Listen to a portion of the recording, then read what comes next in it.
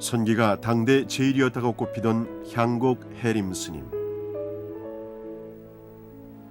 이제 법문은 아주 선지의 법문의 1인자거든. 박식의 선사들은 많지만 그 석가 정강의 활발발지의 법문을 전개하는 이는 오직 1인자였구만. 철두철미한 구도 역정에 있어서도 고학을 맞이하고 공부로 이끄는 데 있어서도 남달랐던 스님. 우리 스님 법문이 주먹으로 허공을 치는 것 같고 다 나름 도끼로 창작해 나와서 엄청납니다.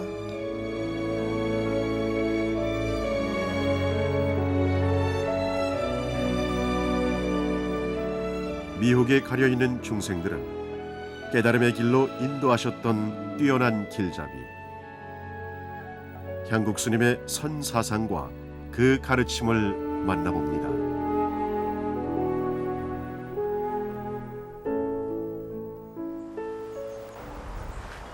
향국 스님의 발자취는 특별하게 남아있지 않다. 다만 스님이 열반하실 때까지 30여 년간 머물렀던 미호관음사만이 스님의 발자취를 조용히 간직하고 있을 뿐이다.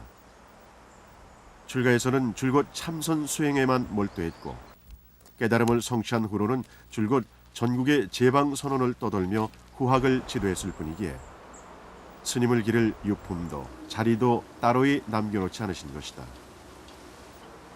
불신 깊은 가정에서 자란 향국 스님은 이미 구도자의 길을 걷고 있던 둘정을 만나러 내원사를 찾았다가 바로 출가하기에 이른다.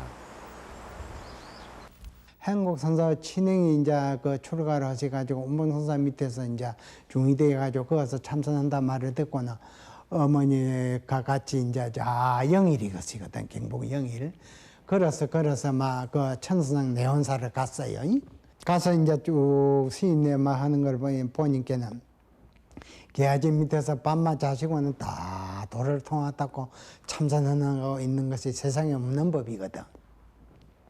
그래서 하도 그 광경을 보고 막 전생의 인연법인가 마음이 쏠리고 해서 막 어머니 보고 어머니 내도 중이대에서 행령같이 이어서 도를 닦아서 도인이 되랍니다. 어머님만 돌아가시오. 그랬거든. 그때가 16살 물 때라.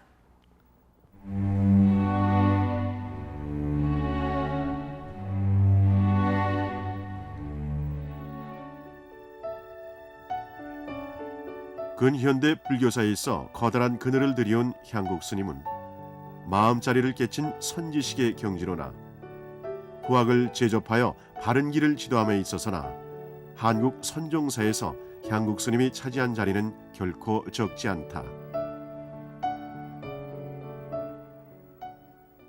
최고가 대단하지. 최고가 한 육척 거구시지. 사자와 조화 같아서 막 사자가 짐승을 막 잡는데 큰 기나 전기나 전신의 힘을 쏟았기에 그와 같이 접대로 했구만.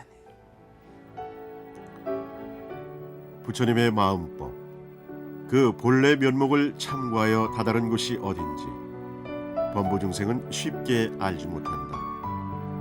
그래서 예로부터 큰 스님들께서는 때로는 주장자로, 때로는 고함으로, 때로는 침묵으로 그 마음자리를 설하셨다. 그것은 오직 문자에도 의지하지 않고 스승에게도 의지함이 없이 스스로 본래 마음자리를 깨치라는 간절한 바람 때문이었으리라. 위엄과 자비를 함께, 자상함을 함께 머금고 계시는 분이다. 나는 그렇게 봤지요. 행곡선사같이 석가 정강으로 도표보다도 빠르고 번가보다 빠르게 기다 아니다 칼질하는 선지식은 오직 행곡선사 혼자뿐이는 못 봤거든. 부처도 죽이고 조사도 죽인다는 선종의 참선 수행. 그만큼 선종에서는 내면에 뿌리 내린 자신만의 진실한 체험을 중히 여긴다. 그래서 향국 스님은 무섭게 용맹정진했고 더욱 무섭게 후학들의 공부 견처를 물었던 것 아닐까. 스승의 그 마음을 알기에 제자들은 지금도 다시금 스승의 법문을 원하는지도 모른다. 우리나라 그 선종사에 아주 뚜렷한 안목을 진인 한부이지요. 한부인데 이제 우리나라 태고 보호선사로 이루는 쟁쟁한 법맥을 주류를 이룬 그 아주 법선이가 많아요. 주류를 이룬 법선. 부처란 무엇인가? 부처님의 마음법이란 과연 무엇인가? 부모로부터 몸을 받기 이전의 본래 면목은 도대체 무엇인가? 그것은 다른 누구에게 물어볼 것이 아니라 바로 자기 자신에게 던져야 할 근본적인 질문이다. 이 질문에 깊이 참고에 들어갔던 수없이 많은 구도 수행자들. 그 면면은 결국 경허 스님, 해월 스님, 운봉 스님, 그리고 향국 스님에까지 이어져 온 것이다.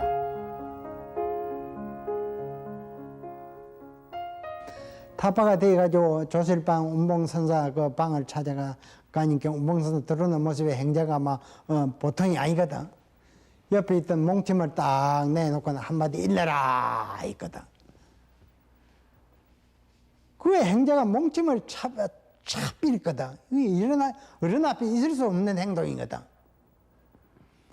옳지 못하니 다시 일러라 하니까 천불 만조사가 내를 다 쏘겠습니다 하거든. 이거는 육조 스님 깨달은 거 똑같은 기가 많아요. 요즘은 불서가 번역이 돼 가지고 막 온갖 법문이 다 있지만 그때는 하나 번역된 그 경조가리가 없을 때거든. 이거는 훈금에서 바로 흘러나오는 그 살림살이거든. 서쪽에서 온 형체 없는 진리는 전할 것도 받을 것도 없으니 받고 전하는 이치를 떠나고 보면 해와 달은 결코 동행하지 않으리. 향국 스님은 천마디 만마디가 모두 다 꿈속에서의 꿈 이야기니 모든 불조가 나를 속였습니다 하는 말로 스승 앞에 그동안의 공부를 보였다.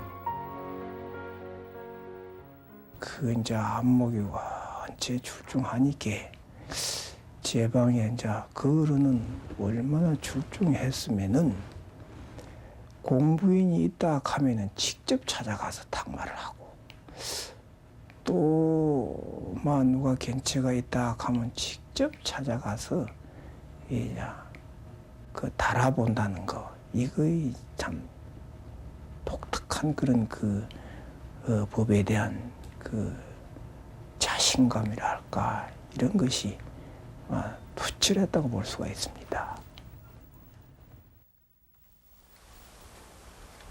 세상의 흐름에 쉼없이 흔들리는 사람들. 사람들의 말에 이리저리 끌려다니는 사람들. 보통의 우리들은 바깥 세상의 움직임에 우왕좌왕 갈팡질팡한다. 그래서 스님들은 밖을 향한 시선을 거둔 채 모든 관심을 오로지 자신의 마음 안으로 향한다. 그 외롭고 긴 수행 여정에서 스승은 어둠 속의 빛처럼 바른 길을 일러주고 어머니의 손길처럼 무한한 힘과 용기를 안겨준다. 그래서 불가에서는 스승이 없이는 깨닫기도 어렵지만 스승의 바른 지도가 없으면 자칫 삿된 견해에 떨어질 위험이 있다고 하지 않던가. 그래서 출가 수행자들은 스승의 지도를 받는 데 있어서 삼가고 또 삼가했던 모양이다. 향국 스님이 평생을 후학의 지도에 바친 것도 친히 눈 밝은 제자를 찾아가 공부 견체에 대해 물어본 것도 모두 모든 이들이 궁극의 자리에 이르기를 바랐기 때문일 것이다.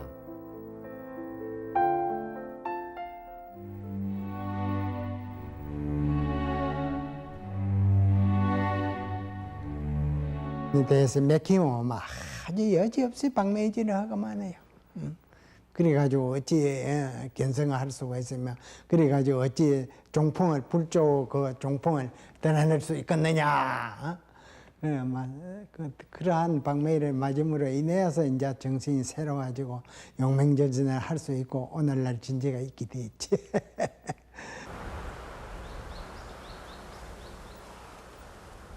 천불 만조사가 다 나를 속였습니다 하는 깨침으로 운봉스님으로부터 향곡이라는 법호와 전법계를 받은 향국 스님은 제방의 선원을 돌며 당대 수자들과 법을 나눠 당신의 아르마리를 더욱 깊게 가다듬었다.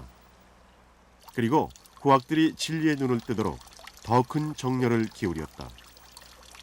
그 정성은 전국으로 뻗어갔고 그 가르침은 수많은 후학들에게 퍼져갔다. 그때는 아저씨 신심덩어리고 원래 한국 선사는 모든 눈 밝은 제자를 기르기 위해서 일단 정신을 갖다 다 썼을 것만이에요.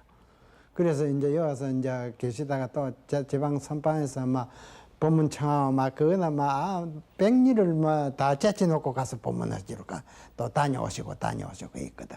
그러니까 그만 이제 수자들이 애끼고 법문에 안목을 열어주기 위해서 당신 필요한 것은 안중에도 없고 그랬구만요. 운수납자, 물처럼 바람처럼 구름처럼 머무는 바 없이 떠돌아다니는 수행자. 향국스님은 서남사, 불국사, 동화사, 봉암사, 선학원 등 전국의 유명한 선방을 돌며 후학들을 지도하였다. 마음자리를 찾아 나선 참선 수행자들에게 잘못된 곳으로 가고 있으면 올바른 자리를 찾아주고 막힌 곳이 있으면 훤하게 뚫어주며 구도의 길잡이가 되주었다. 이제 어른을 이제 그림자처럼 한 2, 3년 모시고 다녔는데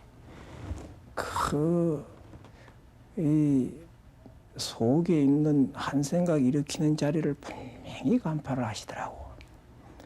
그래갖고 물을 끼거나 이러면은 어떻게 해서라도 묻게끔. 그래갖고 뭘 한번 물으면은 무섭게 한 번은 뭔가 묻지 않을 수 없게끔 그렇게 해서 하나 물었는데 그 지붕 같은 조그마한 걸로 갖고 후드락 갈기는데 지붕이 불라져 버리더라고. 남다른 선지와 마음자리를 꿰뚫는 해안으로 수행납자를 제접했던 향국스님. 전국의 선방에서는 그런 스님을 모셔가려 했고 스님 역시 후학들의 요구를 마다하지 않았다. 공부하다가 앞뒤가 막히면 약속이나 한 듯 한 걸음에 찾아갔던 향국스님. 수행납자를 끌어당기는 힘은 무엇이었을까? 발심한 수자들은 그리 좋아하고만 해요. 본인도 좋아하고 발심한 스님들은 더 따르고 참 좋아해서 그 좋아하는 일인자예요. 수자 공부를 어디서 잘한다면 찾아갑니다. 찾아가서 점검을 하고 경책을 하고 그러고만 해요. 그리고 이제 법문 어디서 이제 선방에서 청하면 꼭 가시고 그게 아주 독특합니다. 공부에 대한 건 대단히 좋아합니다. 은사인 운봉스님이 말년에 기거하셨던 자그마한 암자를 향국스님은 선수행도량으로 다시 중창하셨다. 묘 관음사 도량 곳곳에는 스승과 제자 사이에 주고받았던 법담이 가득하다. 그때 수행자리 금모대는 아무런 말이 없이 제자리를 지키고 있지만 운봉스님과 향국스님 그리고 법제자 진제스님으로 이어져온 법의 향기는 더욱 깊고 짙어졌으리라. 이 공부인은 진정한 신심과 선지식을 신하는 믿음이 철저해야 되고 그 다음에 이제 다른 모든 반연을 다 끊고 오직 이 공부만 해야 되겠다는 그 생각으로 살아가야 된다고 이제 강조를 잘 하시죠.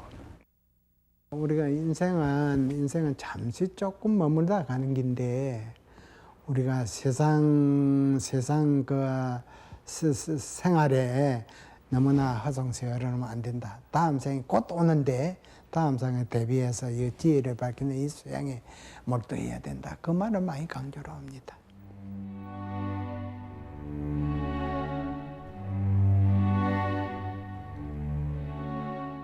도반이라는 이것이 진정한 도반은 참으로 철스님과 향국스님과 같은 그런 분상에서 법을 주고받고 또 서로가 분심을 일으키게 하고 다른 잡생각을 도무지 일으킬 수 없는 이런 인연관계가 도반이다.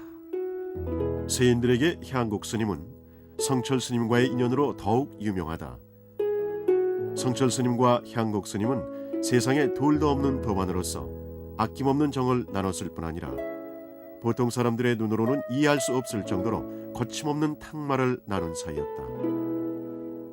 도의 길을 가는 데 있어서 서로를 매섭게 채찍질해 주었던 성철 스님과 향곡 스님.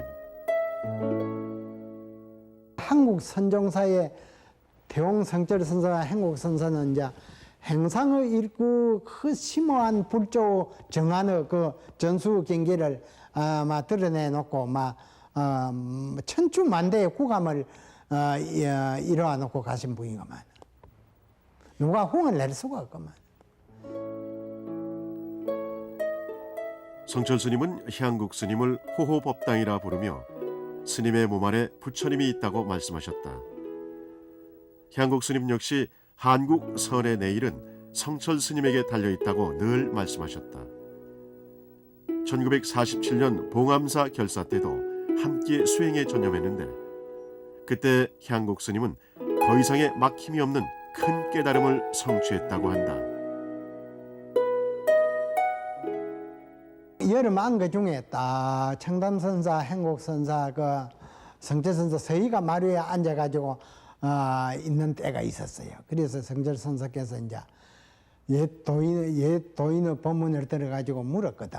죽은 사람을 죽여대야사 산 사람을 보고 산 사람을 살려대야사 방향으로 죽은 사람을 본다.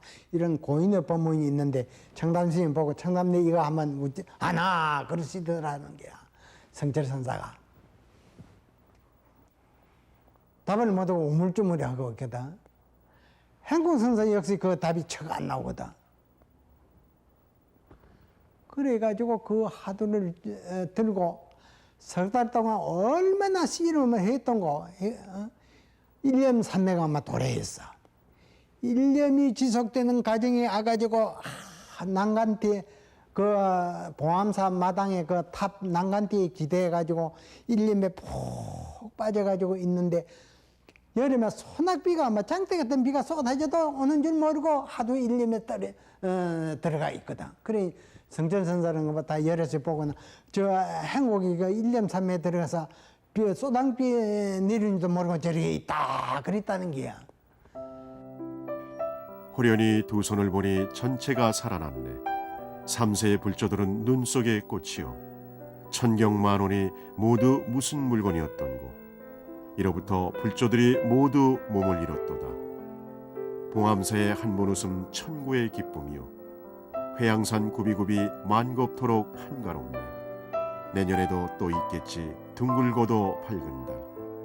금풍이 부는 곳에 하계 울음 새롭구나.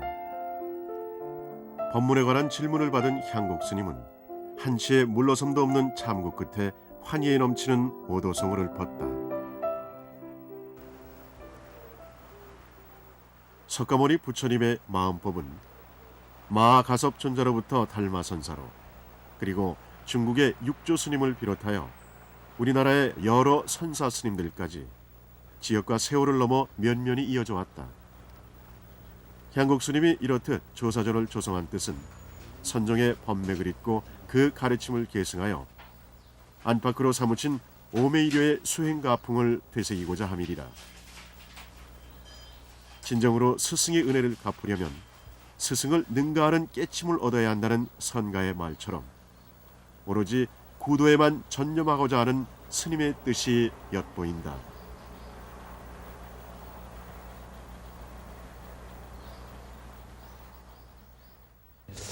이게 그러는 특별히 어느 다른 그 선지식보다도 참선 밖에 얘기하는 것도 없고 오직 처음 오나 뒤에 오나 참선을 하라고. 청정한 가풍이지요. 청정한 뭐 많이 취하려는 그런 것도 없고 청정한 수행의 본연의 자세. 수행의 본연의 자세가 자세에서 우리가 공부를 해야 성취를 하고 등력을 할 수 있는 것이지. 그게 흩어지면 아마 한나도 이루지 못한다. 전국 각지를 편력하며 제방선언에서 설법하셨던 향곡 스님. 이제 스님의 말씀이나 그 모습은 희미해져 가지만 스님과 인연 맺었던 이들의 마음 안에는 그 기상과 가르침이 오롯하게 남아 있을 것이다.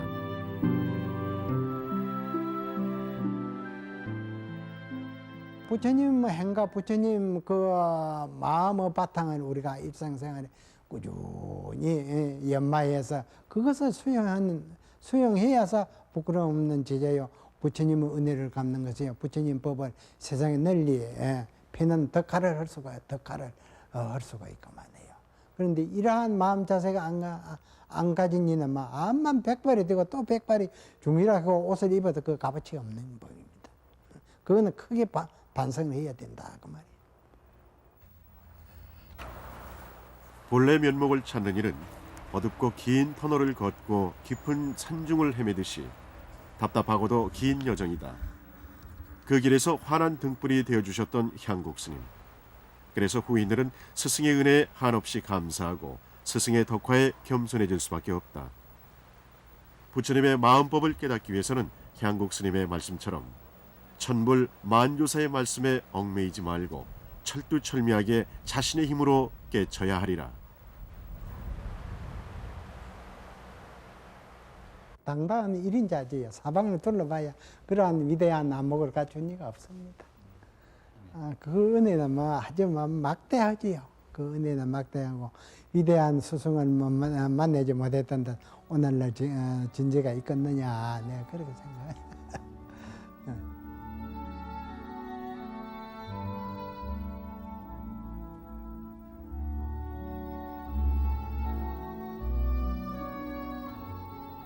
산승이 법상에 올라온 것을 무엇이라고 봐야 되겠는가? 여기에서 바로 보고 바로 알면 일대사를 다 맞춰버려서 아무것도 더할 것이 없다. 이 한국은 원래 조그마한 곳에 사는 것이 가장 좋다. 누구든지 찾아오면 나의 안목대로 말해줄 것이니 전을 펴는 것도 그 물건이 팔릴 만한 곳에 가서 펴야 하는 것이다. 머리에 불붙은 것을 끄는 것과 같이 해야 하고 감옥에 갇혀 고초를 받는 사람이 풀려나기 바라는 마음처럼 간절히 공부해야만 한다. 예전 스님들은 하루해가 지나면 다리를 뻗고 울었다는데 그렇게 공부하려고 하는 이가 얼마나 되는지 모르겠다.